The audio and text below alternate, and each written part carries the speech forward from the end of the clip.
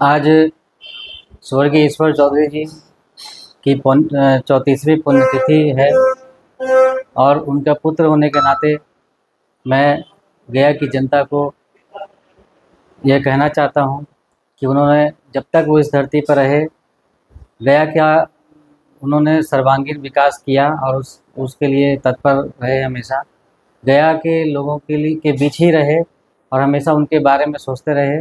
गया का विकास करते करते और 15 मई, आज से ठीक 34 साल पहले 15 मई 1991 को उनकी निर्मम हत्या कर दी गई।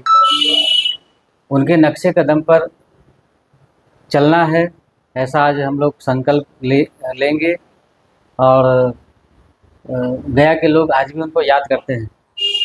अभी सुबह हम लोग स्वर्गीय ईश्वर चौधरी हॉल्ट पर माल्यार्पण करने उनके प्रतिमा के पास गए थे। वहाँ पे हमने माल्यार्पण किया। करीब करीब 22 साल हॉल्ट के बने हुए भी हो गया है। तो भारत सरकार और रेल मंत्रालय से मैं ये मांग करता हूँ कि उस हॉल्ट पर स्वच्छ जल, शीतल जल पीने की कोई व्यवस्था नहीं है, वहाँ पर स्वच्छ शीतल जल पीने की व्यवस्था की जाए। और भारत सरकार से मांग करता हूँ कि स्वर्गीय ईश्वर चौधरी जैसा नेता, जो बिरले ही मिलते हैं अब, इनको भारत रत्न की उपाधि दिया जाए, ये मेरी मांग है। आज स्वर्गीय ईश्वर चौधरी जी की 34वीं पुण्यतिथि है और उनके पुण्यतिथि के मौके पर हम लोग आज उनके चित्र पे, उनके मूर्ति पे हम लोग माल्यार्पण कर, पुष्पार्पण कर उनको श्रद्धांजलि अर्पित कर रहे हैं। ये शहीद का दर्जा तो है ही है इनके साथ, लेकिन जो भारतीय जनता पार्टी के जिस वक्त 2 सीट पूरे देश में आया करता था, उस वक्त के एक अपने गया संसदीय सीट से ये सांसद रहे और गया की जनता की मांग जो उठ रही है कि इन्हें भारत रत्न की उपाधि दी जाए, तो मैं उसका सहर्ष समर्थन करता हूं। इस तरह के महान विभूति जो समाज के बीच में हमेशा रहने वाले, गरीब दुखिया के बीच से आने वाले और पूरे समाज के सर्वमान्य नेता होने के नाते और भारत में अपने एक अलग पहचान रखने वाले स्वर्गीय ईश्वर चौधरी जी के इस पुनीत कार्य के लेकर के मैं उनको श्रद्धा सुमन अर्पित करते हुए और भारत रत्न की जो मांग उठ रही है मैं उसका समर्थन करता हूं। और रुपेश कुमार वर्मा, भारतीय जनता पार्टी बिहार प्रदेश कार्य समिति सदस्य। जिले के लिए, मगध क्षेत्र के लिए, बिहार के विकास के लिए लगातार सड़क से लेकर संसद तक आवाज़ को बुलंद करने का काम करते थे और उनके कार्यकाल में गया जिले का, मगध प्रमंडल का और राज्य का काफ़ी तेज़ी से विकास हुआ है। और जनजन के नेता थे, आम लोगों के बीच रहने वाले थे, जाकर बिना रक्षक, बिना गार्ड के रहते थे जाकर। आज कोई भी बनता है तो सुरक्षा के लिए सरकार देती हुई जा करती है, लेकिन उस समय वो एकदम निहत्थे और किसी का आपको मदद नहीं लेते थे, एकदम निर्भीक। आज आप शत्रु नेता थे जाकर, आज रहे नहीं जाकर के। उनकी हत्या इसी गया जिले के कठपुतलिया में कर दी गई, उग्रवादियों के द्वारा जाकर, रहे नहीं जाकर के। उस समय की सरकार जो थी तो जांच करा भी नहीं पाई ठीक तरीके से जाकर के। तो आज हम सबों के बीच में नहीं है, उनकी कमी खल रही है। उनके निधन से बिहार को, मगध को, गया जिले को पूरी क्षति हुई है।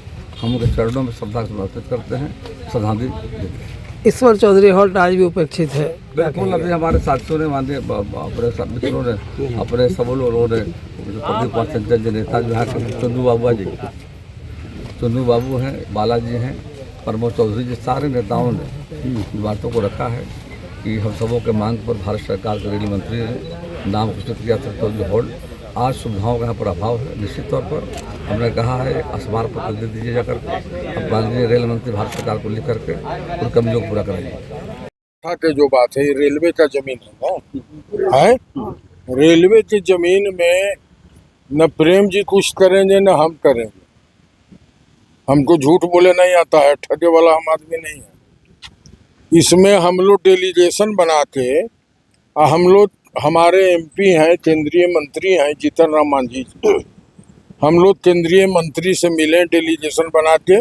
उसमें आप लोग कहेंगे तो मैं भी साथ चलूंगा। बिल्कुल, आपको रहना है। और चल के केंद्रीय मंत्री जब आवे तो हम लोग चल के और केंद्रीय मंत्री जी से मिले और मिल के इस बात को एक प्रस्ताव बना लीजिएगा पहले ही, बना देंगे और मिल के हम लोग इस बात को रखेंगे। वो यदि जरूरी समझेंगे, यदि अकेले वो मिल के रेल मंत्री से मिल के इस काम को करावेंगे तो फार बेटर। यदि वो चाहेंगे कि नहीं एज एमएलए आप भी चलिए, तो मैं भी चलने के लिए उनके साथ तैयार रहूंगा रेल मंत्री जी से उनका ध्यान आकृष्ट मिलने करा में। दिया गया, वो लेकिन सहमत हैं, हाँ, सहमत हम हैं। लोग चल के उनसे मिलिए और कैसे काम हो, कैसे काम हो इस पर सोचना चाहिए।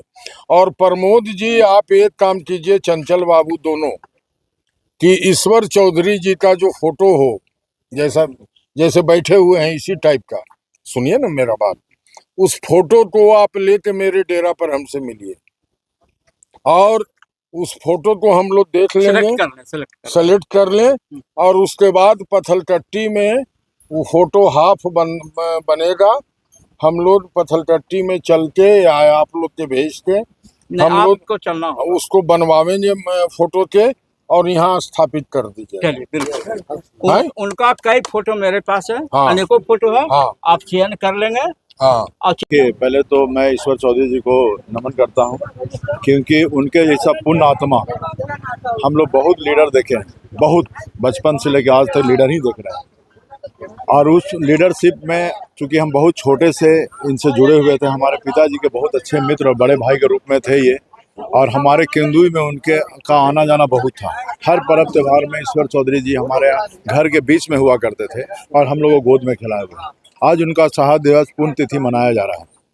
तो और ऐसे लीडर जो गया जिला के, जिस समय भारतीय जनता पार्टी के जब 2 MP जीते थे, उसमें ये इनका स्थान था। तो ये कितने महान थे ये बताने की आवश्यकता नहीं है। ईश्वर चौधरी जी एकदम सरल व्यक्ति थे और एक थैला झोला लेकर के स्कूटर पर चलते थे।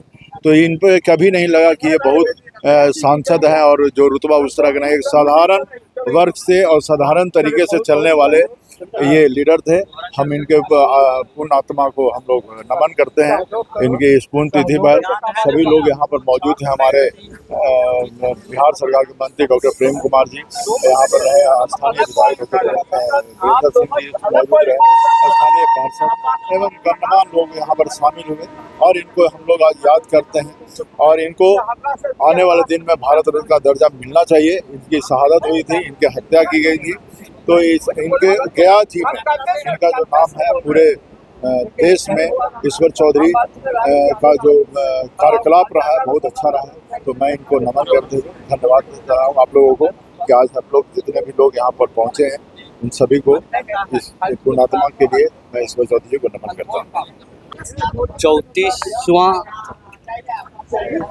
पुण्यतिथि मनाई जा रही है, लेकिन हमें बहुत दुर्भाग्य से कहना पड़ रहा है आज कि जिस समय सांसद का इलेक्शन जीते उस समय से वो जब तक वो जिंदा रहे उनका पार्लियामेंट में एक अलग पहचान हुआ करता था। लेकिन आज भी बीजेपी का सरकार है जो पूर्ण बहुमत है, जो सरकार को नज़र देना चाहिए कि वो जिंदा रहे या ना रहे, उनका परिवार का राजनीतिक जिंदा रहना जरूरी है। और मैं सरकार बीजेपी एनडीए से मैं यह मांग करता हूं कि उनका प्रमोद चौधरी जो भतीजे हुए ईश्वर चौधरी जी का, वो सेम टू सेम उनका व्यवहार का है, लेकिन अभी तक कोई राजनीतिक और बीजेपी के वरिष्ठ नेता उन पे ध्यान नहीं दे रहे हैं। मैं मानपुर की ओर से और पूरा गया की ओर से एक मांझी समाज पे ध्यान देने का जरूरत है, जिससे ईश्वर चौधरी के पूरे परिवार को भी चौधरी समाज को एक अलग पहचान मिले जो 71 में मिला करता था। मैं मुन्ना कुमार पटवा, वार्ड पार्षद प्रतिनिधि, वार्ड नंबर 49।